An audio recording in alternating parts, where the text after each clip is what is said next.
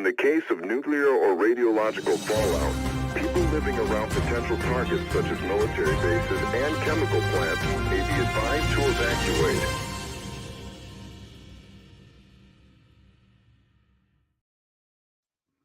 Hello, Sublation Media viewers. It's I, Douglas Lane, head honcho here at Sublation Media, author of Bash Bash Revolution and several other books. And I'm Ashley Frawley. I'm a sociologist at the University of Kent. I'm also a member of the Sublation Media team, and I'm a columnist at Compact, visiting researcher at MCC Brussels, and I got tentacles everywhere. I'm the author of 2 books and lots of research papers, etc. And today ought to be something that I know a little bit about as a sociologist. It's about the teenager as a product of capitalism. However, I must say my area of expertise is not in youth studies or in the life course or anything like that. I probably know as much as the next sociologist, which might be a little, hopefully more than the viewer. We always used to say when I was doing my PhD and we would, be teaching classes, you just got to be one step ahead of the students. But Doug wanted me to watch Rebel Without a Cause. That was my assignment for this week. Tell me, Doug, what is special about this movie? Why would you force me to watch something old? And for me, vintage is the 90s. God. Well, for one thing, I think that it is worthwhile for anyone to be able to look back at least through the entire history of movies and appreciate the art form. Not that you have to know it all, but just to not be limited to films that have come out since the turn of the century or even since the 90s, because the topic that we address, the topic of socialism and overcoming capitalism, stretches back at least into the 18th century, right? And many of the conditions that we're struggling against today date back to the 19th.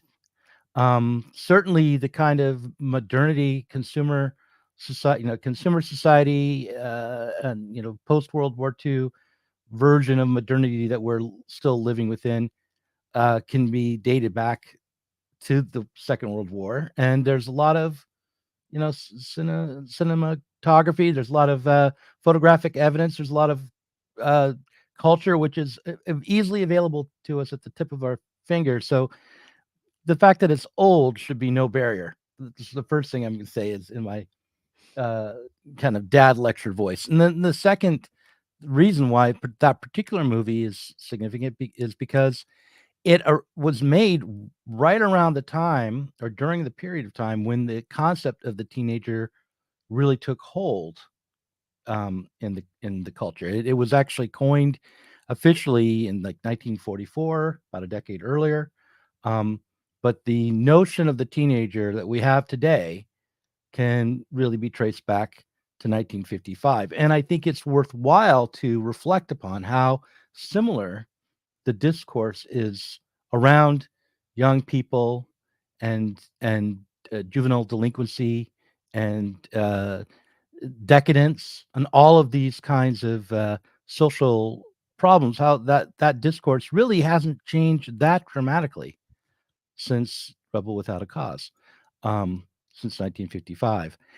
I spent my morning reading a book that I kind of grabbed in a panic to try to back up my intuition. So this is one of those instances where I was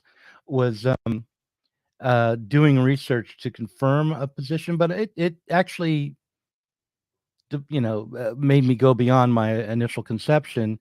I picked up John Savage's book, Teenage, The Prehistory of Youth Culture. The subtitle of that is From 1775 to 1945, I believe. It was published by Viking Press in 2007. And I recommend the book to people who are interested in the topic of the creation of the concept of the teenager. One of the ways in which this book by John Savage is this way. He notes that Well, maybe we should pause. Maybe I should let you respond before I start diving into my prepared text, which is No, I was excerpts very from this book. interested because I Okay. I have my own ideas. I'm about boom and bust cycles and the creation of the teenager, but I let's open it up with some journalism.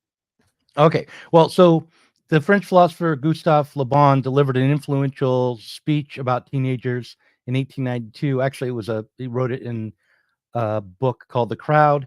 Um, and he wrote that within the new technological society, the divine right of kings had been replaced by the divine right of the masses. And the masses, by their very nature, were atavistic. Their impulsiveness, irritability, incapacity to reason, and their exaggeration of the sentiments were exactly those qualities observed in beings belonging to inferior forms of evolution, for instance, in women, savages, and children. The modern age was a period of transition and anarchy, and within this mass society, there would need to be social control. That would be the key issue, according to Gustave Le Bon. Um, Yeah, so, and Le Bon haunts us to this day. This idea of it's this idea of mass society as the beginning of the end is a profoundly anti-democratic idea, but it's really really powerful in our culture. But anyway, sorry, I didn't mean to jump you. Go on. yeah, no, right. Well, so the question is like, well, one of the questions, I guess, is why would that idea find purchase? And I guess I'm going to skip ahead a little bit and say that this was arising after the Franco-Prussian War and the defeat of the Commune. It was arising at a time where there was massive amounts of immigration and proletarianization in the world. But I think it's worthwhile to recall what the hope was before the Franco-Prussian War. Karl Marx addressed the International Working Men's Association, and he concluded his analysis of the Franco-Prussian War, an analysis where he condemned all the nations involved. This way, he said, the English working class stretched the hand of fellowship to the French and German working people. They feel deeply convinced that whatever turn the impending horrid war may take, the alliance of the working classes of all countries will ultimately kill war. The very fact that while official France and Germany are rushing into a fratricidal feud, the workmen of France and Germany send each other messages of peace and goodwill. This great fact, unparalleled in the history of the past, opens the vista of a brighter future. It proves that in contrast to old society with its economical miseries and its political delirium, a new society is springing up whose international rule will be peace because its national ruler will be everywhere the same, labor. The pioneer of that new society is the International Working Men's Association. But despite this, the Franco-Prussian War led to World War I, which led to World War II, and so on. And by 1890, the youth were very much as Le Bon had described them. They were degenerates. I have a photo. I'm not sure. Here's a photo of some of a gang in England um, Look at from them up to 1890. no good with their bowler hats. Don't they look? Have you ever seen Clockwork Orange? Oh yes, yes. Okay. They look Yeah, just what's like that, interesting right? is that, well, today's youth.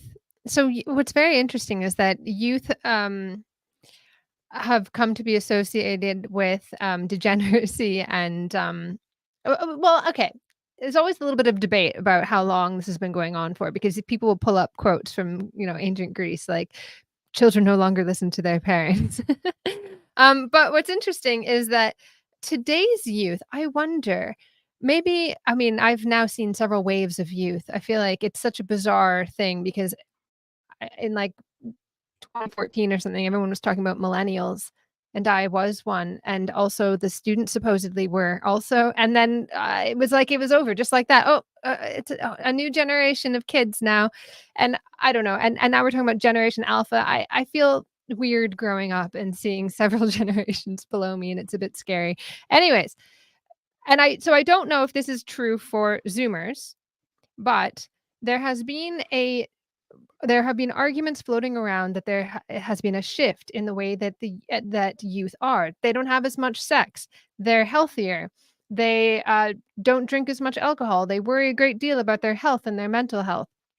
I remember sort of traversing these arguments in like 2008 to 2010, um, when I was still relatively youthful. And I can tell you, I definitely drank a lot of alcohol. But today's youth supposedly are not rebels without a cause, but little authoritarians. Do you think that's true? Those any youthful people commenting, have you seen that shift? Because I remember when the internet was first, a big thing, it was the Wild West. It was very libertine. Some the When I was in university, I remember the website College Humor was very popular and it was extraordinarily offensive. And it felt like overnight that kind of youthful libertinism was swapped for an incredible censoriousness. And I don't know if it's something that if it's a generational thing or if it had to do with, Facebook and your actual identity. Um, just throwing that out there for you. What's happened? How are we seeing the libertine streak come back? I don't know.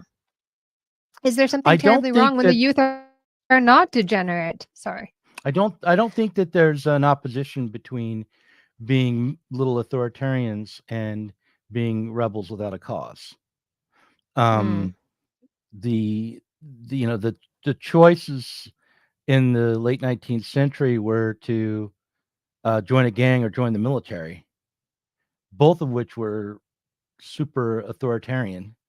Um, the So it's not as though uh, there's a dilemma here. There's only a dilemma in the self-conception if you believe in the self-conception of the boomers new left, and think, oh yeah, we weren't authoritarian. We had embodied a truly liberatory spirit. We were organized against authoritarianism and conformism. But you can look back on that period and see that in many ways the new left didn't get beyond the its conditions. Like it didn't they didn't overcome the problems that were generating them. Um, and that's something about that I want to say about the teenager is that whole concept of the teenager arose through the problems that were emerging due to industrialization that Le Bon characterized.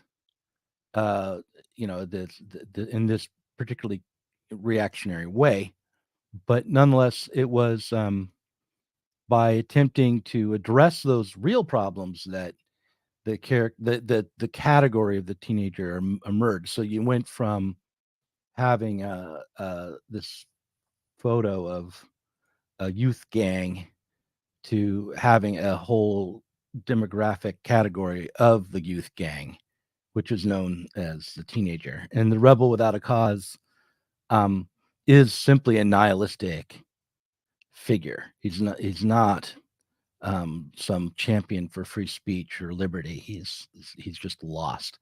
Um, Actually, I'm doing this out of sequence, but I'm going to show the clip from Rebel Without a Cause that I wanted to show Wait, towards the can end I of this. just say before you show the clip, Mm. like, there isn't a contradiction there. I mean, I'm not saying that like libertinism doesn't mean that you have a purpose. You don't give a shit, so you do whatever. Right. So that's Yep. like nobody like when we were all sharing stuff on College Humor, we weren't doing it consciously because we felt we were freedom fighters or something. We were doing it because we were stupid kids who were never gonna die and never grow up. Anyways, Right. show the clip. Well, okay. Right. Well, at the time there was the reaction to uh this social breakdown, the failure that on a material level was thought of as a failure of infrastructure and institutional failure um in the United States, for example, led to movements that called themselves the decadents, as well as to movements of reaction and to military solutions. and as well as to the implementation of the progressive state. So anyway, here's a little clip from Rebel Without a Cause. For many days before the end of our Earth, people will look into the night sky and notice a star, increasingly bright and increasingly near. As this star approaches us... Jim Stark. I'll go find a place. I'm sorry. As this star approaches us, in all the immensity of our universe and the galaxies beyond, the Earth will not be missed. Through the infinite reaches of space, the problems of man seem trivial and naive indeed, and man, existing alone, seems himself an episode of little consequence. That's all. So yeah, the movie Rebel Without a Cause. I mean, that particular scene misses, the whole drama of the film. The characters are just sitting there watching the presentation at the planetarium. It's actually that presentation is going on mostly in the background as they interact with each other in the audience. But I always thought it was very important to note what the guy was saying up there, what he was teaching them. And what he was teaching them was nihilism and their own insignificance. If you watch the movie Rebel Without a Cause, you'll note, if you pay attention, there's many references to living in the atomic age and the threat of nuclear Armageddon is in the background as these, as they race cars in city streets and, break into houses and try to fall in love, and all sorts of things happen. But yeah, it's worth watching just for James Dean's performance in it. But it's also, I think, a document of the invention of this category of the teenager. Yes, and it's quite timely, because when was this released? 1955. And as you can see, if you look at Google Ngram, the word teenager takes off in just around 1950. So we have that now. Ngram, for anyone who doesn't know, uses all of the text that Google indexes and shows you a percentage, shows you the result as a percentage. It's not for searches. It's not, people were not Googling teenager in 1950. But that's what it roughly shows when such a category emerged and became important. Now, obviously, as I said, there's a long kind of history of worrying about youth, but this particular category comes about. Doug, why are you smiling and laughing? Are you not paying attention in class? Sorry. This guy, Political Economy 101, it was the bane of my existence. That Doug is the eye candy of the show. And I just had to laugh at that. Hilarious to me. Because we were arguing earlier. We were arguing earlier on Twitter, Political Economy 101 and I, about Marxist economics. And every time that I was like, well, no, Marx deals with this. He goes, oh, well, it doesn't matter. See, I'm in control, so I can say this now. Anyway, I can control the narrative of our argument. Anyways, but he was like, oh, well, I guess the show needs some eye candy. And I was like, look, dude, I'm taking time out of my day to talk to you, and you're going to tell me this sexist, misogynistic crap. And he goes, I meant Doug.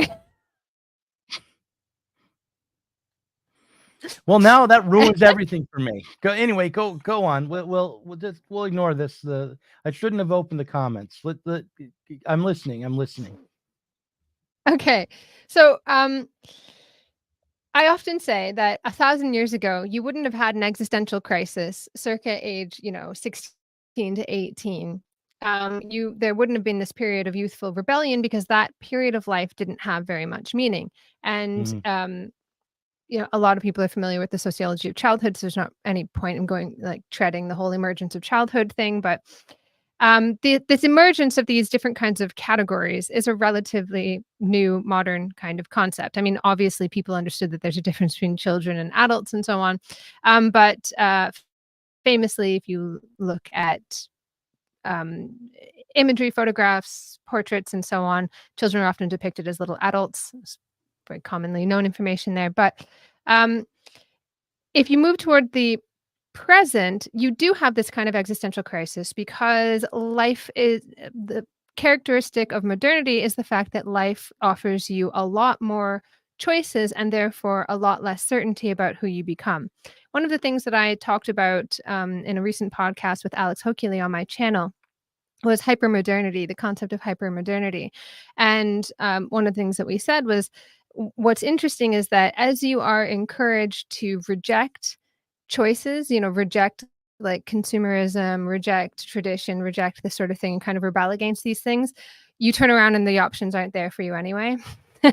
So like, oh, reject consumerism because it's bad for you. And then you turn around, it's like, oh, well, you didn't have the money to engage in rampant consumerism anyway. Reject tradition, go out and be a female CEO. You turn around and the option to stay home and take care of your kids wasn't there anyway. Anyways, so we do have a lot more choices, but obviously within certain constraints. But particularly during the post-war boom, we have this emergence of like a little bit of what capitalism does. Obviously, is it gives us a surplus and some, or it has given us some freedom by greatly socializing the means of production. So as I said during the 10th century or whatever, 1,000 years ago, you wouldn't have had an existential crisis because your life would have been consumed in reproducing your own existence. You would have been consumed in reproducing your family, yourself, whatever. And this would have been something that involved pretty much everybody in the family as soon as as soon as you were able to contribute. So there weren't these sort of separate kinds of periods of life with their associated consumer logics, to say the least. And therefore, you know who you're going to be. There isn't an identity crisis. There isn't even really a concept of identity. You just kind of know who you are, and it appears to like be to grow out of you, to kind of grow out of the soil on which you're born. And it appears to be ingrained in nature. And in fact, even like the idea of introspection in novels comes very, very late. Even in ancient Greece, there's like in the stories, there's very little introspection. Like the introspection is all on the gods. It's all sort of projected. And then when you move into capitalism, you have this incredible socialization of production. That is, you no longer have to spend, I don't know, 8 hours a day pounding millet or whatever. And this, through a long process of struggle, I might add, frees you up then to become more of an individual. And so you then do have questions about that. And then, of course, about who you are and your identity and what you're going to do. And of course, all that is solid melts into air. Those old certainties that you were invited to reject are no longer there anyway. And so you are forced to be free, to use Nicholas Rose's terms. You are forced to be this kind of free willing subject who chooses identity and self and jobs or whatever from this huge array of options. And you are not you don't have the option to kind of follow a trajectory. Even if you wanted to, like, when I grow up, I want to be a artist just like my father, or I want to be a journalist just like my father, I want to be a baker just like my father. It's no longer, it seems more and more impossible to do that. But the rebel was invited to say, I don't want to be like my father. I will create my world anew. I will rebel against what's given to me. But you are forced to be a rebel. That's the kind of trick that happens. But anyways, as you move into the boom period of the post-war, you have more free time. And this creates a situation where youth subcultures are able, perhaps for the first time, to begin to flourish. And you have this kind of idea of youthful rebellion. As I said, what lurks underneath it, those you are forced to be free to a certain extent. It's the beginning of this world of everything being kind of chosen for you is no longer available anyway, even if you wanted it. Yeah, I mean, I think in the 19th century, the emergence of these delinquents was not something that was being consciously forced upon the young. These guys here emerged because the combination of labor laws and factory work and immigration and population growth created these conditions where they were in these tenement houses, these housing developments that were filled with people, the very little parental or supervision, Nothing much to do, no money to spend. So they would go out, they were pickpockets and muggers. And they ganged together and formed an identity around that. But then the term teenager, I think, emerged as society attempted to address this social ill through education and through the therapeutic interventions that date back again to the beginning of the term teenager in the 20th century. So like that book that the movie Rebel Without a Cause, what it's based on is the publication of a series of hypnotic analysis, or basically analysis through hypnosis, with a delinquent who had been arrested and court ordered to get therapy as a part of it. And I think he volunteered while he was in prison to undergo therapeutic analysis, and agreed to have the transcripts of those sessions published. And it was actually written up to argue that the punitive approach to especially juvenile offenders was misguided because of the recidivism amongst those youth and amongst most criminals, and that if you wanted to get at the core of the problem, you needed to address the traumas and experiences that they'd had as youths. And he wrote the book Rebel Without a Cause, and published his sessions with this fellow in that. Of course, the movie has nothing to do with anything that was actually in the book. They just took the title, but nonetheless, it's worth noting that the movie and the definition of the teenager came out of, or at least arose at the same time as this therapeutic approach to handling the delinquency. Well, one thing that you had mentioned was about parental supervision. So what's interesting is that during the Second World War, where women, were called into workplaces and the men were out fighting, and generally is a huge amount of activity, parents were not as present as they might have been. Or they certainly just were not present to kind of put their foot down and make certain rules. So in last week, when we talked about these social guidance films, there, the moment where, let's say Susie walks in and kind of, there's a social guidance film on like what to do on a date. And it shows like all of the etiquette around going out on a date. And Susie, I'm not sure if that's her name, but let's just say it is. Susie goes to her parents and asks, I'm going, or it says where she's going and that sort of thing. Can she go to the dance, et cetera, what time she'll be back, blah, blah, blah. And what's interesting is that in the 40s, she wouldn't have done that. She'd have just gone. She wouldn't have asked for permission to go to the dance. She'd have just gone to the dance. And so actually the 1950s was a time when parents were trying to reassert the authority over their children, which had been absent in the previous decade. And so this arguably, at least according to that wonderful 1999 book on social guidance films, whose name escapes me 2 weeks in a row now, which I've read quite a long time ago. But anyway, at least according to that author, that might be part of the kind of the worry.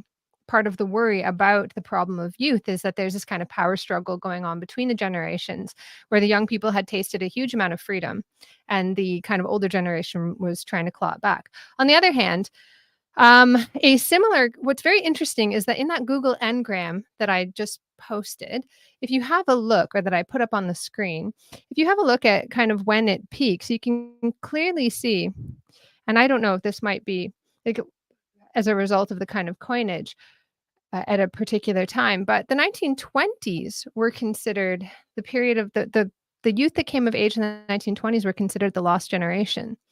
Lost, obviously, because of the war, literally dead, but also lost in the sense of being demoralized, although they wouldn't have used these words, traumatized, this sort of thing. And yet we have a panic about youth that really comes to fruition in the 1950s.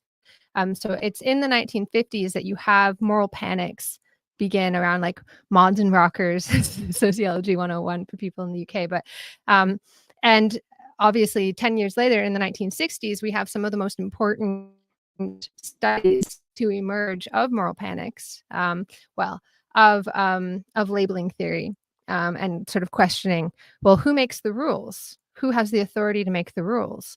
And, you know, can rule breaking be functional in some way? Up to that point, sociologists had really been handmaidens of the status quo. They, when they talked about social problems, they were thinking, hello, state, how do I fix these problems? And in the 1950s, you started to see this kind of turn away from that, especially into the 1960s. And you have people start to ask, who makes the rules? Who has the authority to make the rules? So there's this overall kind of pendulum swinging away from traditional authority and a huge amount of uncertainty, moral uncertainty. And yes, education comes in, progressive education comes in an attempt to answer that question. And it was progressive. It sounds very conservative to us now, but the conservative line on education at the time was education shouldn't be enjoyable or entertaining. It's about math and Latin and whatever it might be. And it was progressives who thought that education could also have a social purpose, drawing on John Dewey and that sort of thing. Yeah, but that is conservative, actually, because if you compare it to the 19th century, where Marxists were against the state getting involved in education, for instance, and when you recognize that the progressive movement basically took up smashed by taking up some of the populist aims and basically were attempting to use the state to perpetuate the system as it was and destroy workers' movements at the same time. So it's not as though the progressive state was ever not right wing. Just because it says it was, they say it was progressive, it was always a right wing project. Oh no! When I say it's progressive, I don't mean like, hey, everybody, so let's be on the side of it. I mean like, no, I know. Look at this bullshit. But I think we just need to. My feeling is we just need to stop thinking of progressivism as in any way left wing, and it will really help clarify things today because many of the people who, in one breath, will call themselves Marxists will also call themselves progressives. And if you just think that they're telling you the truth, then you can clarify a lot in that, with that. Yeah, on the basis of what? Sorry, go on. I cut you off. Well, like they literally are like usually aligned with the Progressive Democratic Party, and Right. in the United States anyway. So they'll call themselves progressives, and then they'll support progressive candidates, and they'll think of that as the limit of the left when really it is just a version of the right. Of course. So that's all I'm saying. Yeah. Okay. Yeah. But when I'm talking about, that's the kind of progressivism that I'm talking about. But you could also think about progressivism as something that goes back to the Enlightenment, obviously. But in that way, it's the same thing with liberalism, right? Like when Americans talk about liberals, they mean like blue-haired anarchists. But right. Obviously, that's because of the trajectory that liberalism, once rooted in the Enlightenment, the trajectory that it traveled and became its opposite. And there's a long kind of story that I would probably need to have a think about before I attempt to reiterate here. However, I believe that I've written about this before. If anyone's interested in that, go have a look at my unheard columns from a few years back. Anyways, yeah, okay. I'm not trying to diss the whole notion of progress. I'm just saying that the progressive interventions by people like Dewey and education were aimed at social control from the very start and viewed the public as the problem. And in a sense, the public was the problem because the public was ability to self-organize and overcome its conditions had been defeated, in 1848 and in 1871, and again in 1919. I mean, but there was another movement from below that was on offer, or that was not that was developing. I think this is a really. Oh yeah, sorry. Go ahead. I was just going to say it's a really important point to make, the one that you're making right now, because this confusion about what progressivism is and what it's aiming to do is why we often end up sounding like, or get accused of being contrarian, because we're like, yes, this thing sounds leftist if you think of progressivism as leftist, right? So like put all sorts of things under this umbrella, like degrowth. But generally, it's a fundamentally conservative outlook which sees capitalism as the be all and the end all. This is just it sort of naturalizes it, and all you can do is kind of make people nicer, work within things, use education to solve the problems of society, which are actually rooted in human nature, human behavior, whatever it might be. And because it's through this language, often operates in the language of social justice or preventing harm or maybe the environment or progressive language, it sounds quite leftist, and you forget, well, what is it actually trying to do? It is trying to maintain the delicate kind of order that is through whatever means. And there's like leftish versions and there are rightish versions of this. So, I always talk about social pathology, in the first chapter of my first book, where I talk about like the right wing version of social pathology was eugenics, where it was like, there's something wrong with people. And some of these people, we can reform them, but some of them they're just unreformable. They're defective, like genetically. There's something, we have to sterilize them or. But then there was a left-wing version of that, which is like society is sick and it's infecting people, and we have to go into the individual and kind of, educate them, shore them up against the problems of capitalism, give people kind of progressive education. You can even see this like in anti-capitalist guises, where you can give people like an anti-capitalist education to like shore them up against consumerism, or so-called anti-capitalist education, which shores them up against consumerism and kind of like vague ways thinks of itself as anti-capitalist. But at the end of the day, what it's trying to do is insulate the child from becoming that bad and corrupt adult that is ultimately the cause of problems, too consumerist, too unruly, doesn't behave properly, is part of that kind of unruly mass of society. And the only way to fix that is fixing people, kind of thing. And we put all of that, and we're like, that's all bad. And what we have to do is we have to understand systems.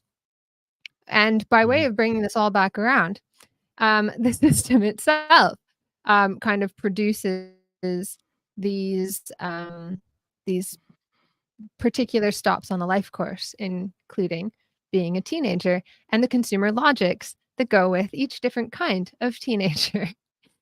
Also, which is not a bad thing, by the way, also made possible by capitalism. This ability to have these kinds of subcultures that grow up around being a teenager emerges, I think, for the first time in the 50s. Though I said before, like there's inklings of it in the 20s.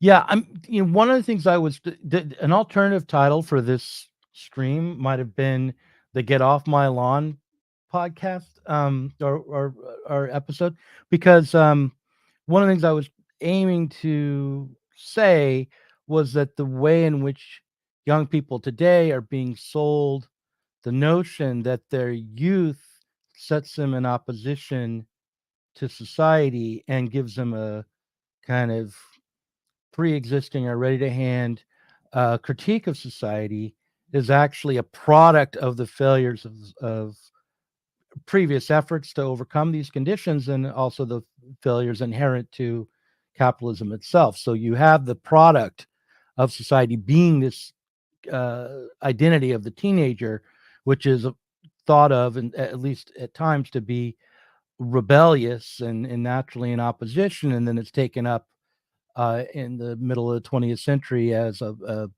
social change agent, but on those terms, right? So one of the things that a rebel today has to do is question the terms of their very rebellion, and to consider how the way in which they've been trained to think about their position in society and their role as young people is conditioned by these past interventions, which were aimed at social control. Um, and there are all sorts of unintended consequences that come out of these attempts, like the mass literacy created an industry of comic books and the penny dreadful, right? And which were ways to uh, commodify the dissatisfaction maybe that the young people felt given their position, and also to uh, ac- help them to accommodate to those conditions. I don't think that Stan Lee set out to do that exactly, but that sort of arose from a very direct attempt at social control through the progressive education system. In any case, it's just worth reminding everyone that the difficulties that we're facing are historically deep, and that the attempt to use the state to solve these conditions has failed over and over again. And And also the what attempt ends to up use happening instead, oh, yeah. was one last one what happens instead is the problems and their solutions get reified. So instead of seeing the alienation of young people as a social ill, you see this uh, identity of the teenager take shape in society and become naturalized, as if it is always, as if this role in society for the young people has always existed. So and it's given an institutional form as well. So anyway, Yeah, and you had mentioned like the limitations of using the state. There's all we should also learn the limitations of using children and teenagers as mouthpieces for rebellion, as mouthpieces for or as vehicles for social change. I think often when people it's often very difficult to understand why there is such a fetishization of youth in capitalist culture. And there are some obvious reasons why. I mean, like it's just trying to hold on to something that inevitably goes away is a fantastic driver of consumption or whatever. It's kind of like banal observation. But on the other hand, I often think that concern for children and youth is a thin veneer for misanthropy more generally. That kind of Gustave Le Bon fear of the masses. And I also wanted to say this demonization of the masses is an important aspect of the way that capitalism tries to destroy the revolutionary subject. That obviously capitalism brings about mass society, which Marx says is its own gravedigger. You don't want people kind of you needed them for a little bit, right? You needed to empower workers and give people a sense that they are subjects, et cetera, et cetera. But you want to put a lid on it as much as possible. So it was always, carefully cordoned off. You have, you give some people the vote, but not everybody. All men are equal, but those aren't men, so that doesn't count. That kind of mhm. thing. And so, but capitalism creates this kind of mass society, which can be quite dangerous and difficult to control. And it recognizes that danger for its own existence, and hence is always, looks at the masses with horror. Added to that, the masses are a very easy thing to critique because nobody sees themselves as part of the masses. The masses, but not me. I'm special and different. But anyway, so the fetishization of youth. Can I say one thing about Gustave Yeah. Le Bon? It's worth Hmm. remembering, and I don't know that I'm not making a direct causal argument here, but it is worth recalling that he witnessed the Paris Commune and its fall, and Hmm. came out of it convinced that, staunchly anti-socialist and anti-pacifist, saying things like the only pacifists that, have the right to their pacifism are the ones with many cannons. It struck me reading about him that his reactionary politics was itself at least shaped by the failure of the commune. Um, Yes. Hmm. I'm not saying that the failed communards are to blame exactly, but that if they had succeeded, a guy like Gustave Le Bon probably wouldn't have held the opinions he did quite the way that he did, and and if he had, they wouldn't have found purchase. Because he'd be on his way I to the don't. guillotine, presumably. No, not necessarily. Maybe, but I mean, if someone else who hadn't been on his way to the guillotine had those opinions, they wouldn't have found purchase because they would no longer have been addressing material conditions in society. The problems of the masses are both historically produced and politically produced and real. Like these kids did go around mugging people, right? And wars did tear across Europe again and again throughout the 19th and into the 20th century. So you had real crisis that the socialist project was attempting to address in a particular way. And if our Marxism is true, if we've got our calculations right, if we achieve that kind of revolutionary transformation, then those kinds of problems will be, if not completely gone, at least severely diminished. Marx was promising international relations based on peace. The promise of socialism is not everyone's equally miserable, but everyone's free to be productive and have a better world together. So, there wouldn't have been these gangs of disaffected youth after the commune had succeeded. That's all. I mean, that might sound very utopian, but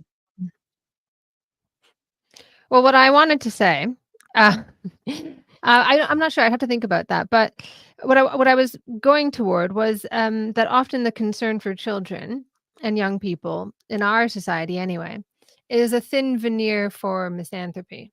Now, as you say, that doesn't preclude the fact that there are actual real problems, etc. But what I found very interesting was our culture appears to be quite youth obsessed and obsessed with the well-being of children. There was pretty much absolutely nothing. There is pretty much absolutely nothing that you can do that isn't associated in some way with damage to children. And you find this out as soon as you become a parent because you're like, you pick up a parenting book and it's like, if you do X, you will damage your child. And the next one says, if you do Y, you will damage your child. And everything that you do, there's a whole school of thought about how you're actually screwing up your children. And this appears to be an incredible obsession with the well-being of children. However, what I found very interesting was during the pandemic, um, after decades of telling us every damn thing damaged our children in some way, everyone suddenly rediscovered resilience. And it was like, well, my child sat at home staring at a screen 8 hours a day while I desperately also try to work by staring at a screen.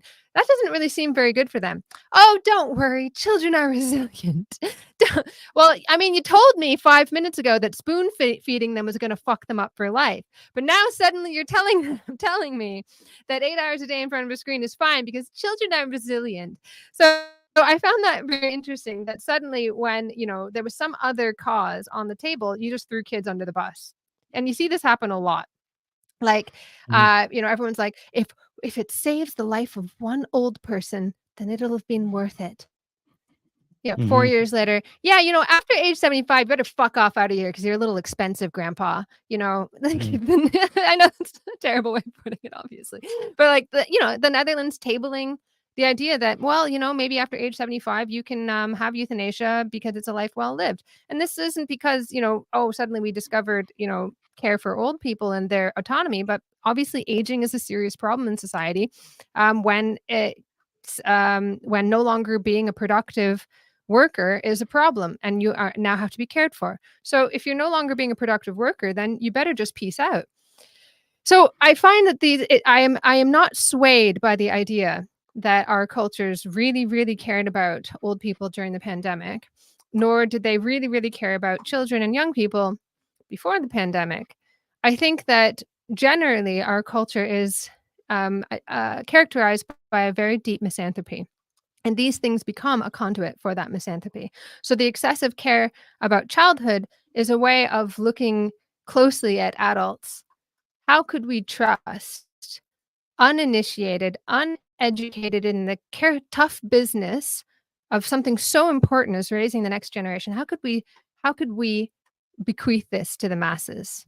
It's madness. It's madness. And so Can I, I can think I, that, yeah. I want to interject and say that I completely agree with what you're saying, and just note that in this book that I was reading, that by John Savage, he says that during the period in the, let's say from 1875 to 1945, but yeah, that's about right.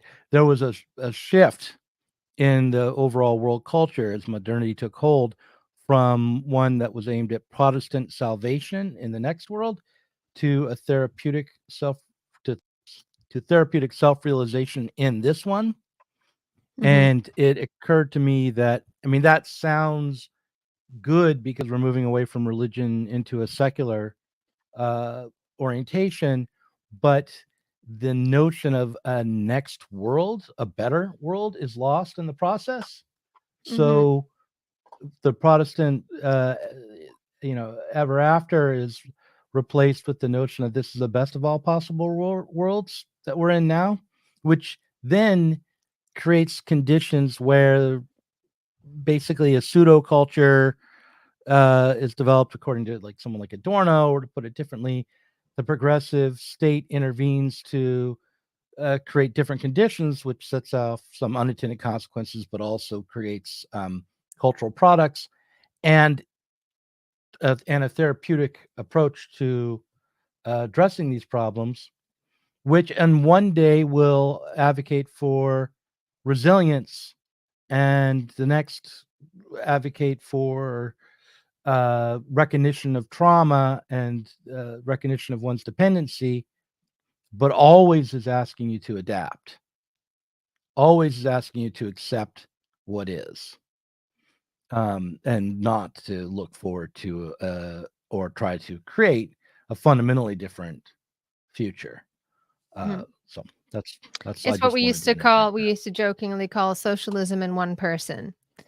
This is that when we brought when we killed God, we could have brought heaven down to earth, but we killed all of it. We killed the idea of salvation. Or at least salvation is something like well-being inside your mind. That's Christopher Lasch, right? The elusive, the salvation has been replaced by the elusive quest for well-being. And that's kind of it. And that's not really enough for people. That's really, I think it's difficult to communicate just how much of a shift that is. Throughout most of human history, people didn't live for themselves. They didn't live for their body as an end in itself. They live for something beyond themselves. And now, I often give the example, this is terrible, but people are going to hate me for this. But there is a affinity between the nihilism of a group like Hamas and the nihilism of some people who think of themselves as leftists, because Hamas believes in, these sort of like, yeah. I think you're being unfair to Hamas. Hamas is Islamic and has a vision for a different world and a Yes. different future. So I don't think Hamas is nihilist in the sense that we No, but the modern. purpose of that world, the purpose of that world is not for itself. The purpose of that world is for something beyond itself. From that fundamentalist point of view, you do not Okay. live to create a better world. You live for the world that's coming after. From that, like, I mean, really obviously Hamas extreme is fundamentalism. right. Obviously, Like, Hamas is also modern. I'm not really saying they're pre-modern or anything, but the aim is to react, to go back. And no, I understand what you're saying. But I think that you can try to live a good, I mean, within a religion, you can try to live a good life for the sake of the afterlife, for the sake of yourself in the afterlife, and not yeah, abandon. that's what I'm saying. That's what I'm saying. Functionally, but it's functionally nihilist. It's materially nihilist because the purpose is in something that doesn't exist. It doesn't exist. There's nothing beyond this. So you are just living. Like that's it. So you're functionally nihilist in this world that doesn't have any purpose because you're living for something that Where's my doesn't even crucifix? exist. I need to. You're spouting atheism now. All right. Anyway, Okay. So now if you are also not living for anything beyond this, they've kind of given that up. Now, a lot of people will kind of give lip service to the idea that you want something beyond this. But I think whether people like it or not, most of the left accepts there is no alternative to capitalism. They've thrown themselves into all sorts of anti-colonialism, anti-this, anti-that, because there is nothing beyond this except a fight to stop. Just stop oil. Just stop this. Just stop that. There isn't a sense that there is a real possibility of something beyond that is in this world that we are fighting for, that human beings, the masses of people, are capable of bringing about. That is a continuation of that Western project that had gave us these revolutionary roots in the Enlightenment, in the French Revolution, that we are continuing now. That project is done, it's defunct. And so what you wind up with is a kind of functional nihilism, that this world is defunct. It is defunct. And so you have this, you have at least this in common, a kind of nihilism. I guess I agree with you. I think, although I feel like all I would add to it is that the nihilism is itself sort of maturely grounded. It's so you can think about it in different ways. You can be nihilistic in a lot of different ways, but there's and like a real impasse, like this idea that was in Rebel Without a Cause, that in the planetarium, it was an expression of the ideology of nihilism, which was put in scientific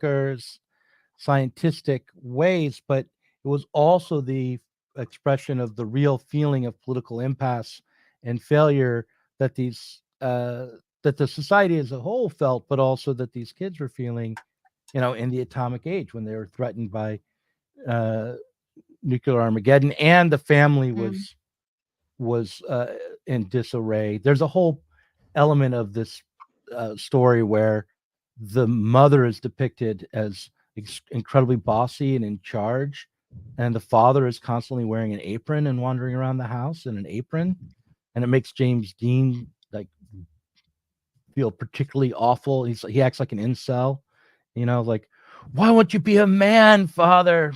Things like that. So, but there's this cultural disarray as well in 1955, which was a real thing also. So obviously you can't just solve it by taking the apron off the father and putting it on the mother, but it's I just would say that the nihilism isn't going to be overcome simply by rejecting it in our thoughts, and I know you don't think it will be either. The other thing that I want to say to you, like any young person who might watch this stream sometime, and we don't get a lot of young people watching, I but think we're age gated. No, we might be age gated, but any young person who might watch this, I would want to say, when you're engaging in activism and protests, it's remind yourself that the reason you feel so much of a burden to be the agent for change in the world is because of some of the failures that date back to the 19th century, and that there's nothing particularly natural about you being in this position. And also, if your own activism is partially being driven by the unintended consequences of capitalism or the failure of socialism to develop, then you might stop and think about all the other things that you take for granted as an activist and question them as well, because there's just a lot to undo before we're going to be able to really move forward. So we're going to move to the parrot room now, where we are going to talk more in depth about being a rebel without a cause, because that's where we are now. We are rebelling, but there's no cause. Does anyone believe in anything beyond this world, beyond, i.e., this material world that currently exists, and into I also a want to new talk material about. reality. I Mhm. want to talk about the Twitter files and COVID in there too, because I have a couple of Oh, things that I Doug, wrote down about them. you're inoculating people from coming to join us. Okay, so No, I won't just talk to about that. We'll remind you, continue to talk about Rebel Without a Cause, and it will mostly be Ashley's talking. I won't even say anything. You should come watch. well, no. I'll- Okay, just to remind you of the key points of this podcast, we said that the teenager is a product of capitalism. I talked about booms and busts and how the post-war boom led to, and generally how the socialization of production has freed us to a certain extent from having to reproduce our own existence. This is characteristic of modernity, but particularly in the 1950s, you had the post-war boom, and youth subcultures and consumerism and so on all start to flourish and exist. So being a teenager is a product of capitalism, but so is nihilism. So is being a rebel without a cause. You should think about the fact that the fetishization of youth in our culture expresses our current political impasse. It expresses the politics of the void, of a misanthropy, of a widespread questioning of the wisdom of the masses and of people in general that gets deflected onto youth. You're not an adult yet. You're not a voter. You're not the one who brings in the Trumps and the Maloneys of the world. You can solve all these problems. So if you're a young person listening to this, first of all, I want you to leave a comment down below, because we're very curious about whether or not any young people actually watch this, and if we are being age gated by YouTube, or if we're just uninteresting to the youth of today. But leave a comment, but also consider that you're in this position. The world is on your shoulders because those in power don't trust and hate their own electorates. And so they want to use you as a mouthpiece. But make no mistake, you're going to grow up and they'll come for you too. All right, here we go. See you in the parent In the room. case of nuclear or radiological fallout, people living around